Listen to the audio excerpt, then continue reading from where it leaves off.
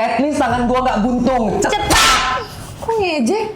At least gue makan dan cebok pakai tangan yang berbeda. Cetak. Mau bikin tren atau mau bikin sakit hati sih? At least gue punya pacar circle dan gak jomblo sendiri. Cetak. At least gue bukan pilihan kedua. Cetak. Maksud? Dia, rahasia gue dibocorin. Kalau kita pacaran, aku bisa gantiin tangan kanan kamu yang buntung. Maksud? Aku bakal suapin kamu tiap makan. Jadi tangan kiri kamu khusus buat kamu cebok aja. Tapi aku juga bisa kok jadi tangan kiri kamu.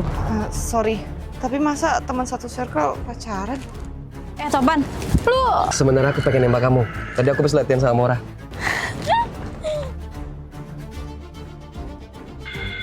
At least gue yang ditembak duluan. Cetak. At least gue ada yang bayarin tiap makan. Cetak. At least gue gak jatuh miskin gara-gara bayarin orang makan. Cetak. At least gue baru dapat warisan setelah orang tua gue meninggal. Cetak. At least gue gak yatim piatu. At least gue nggak bawa ortu pas bercanda.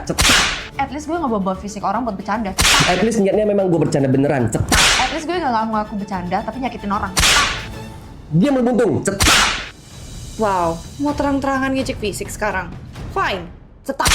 At least mantan gue gak cuma 6 cm. Kok dia tahu ya? At least pacar gue dulu gak bagi-bagi diri ke cewek lain. Ayang! At least minggu depan kan kita nikah. At least cowok gue harus cukup sama satu cewek. Satu! Kayak tangannya Mora. Cetak! At least dengerin aku dulu, cetak! At least gue berani nyindir temen pakai tren at least ini. Kalau berani, tag teman kalian di kolom komentar, terus sindir dia pakai gaya tren ini.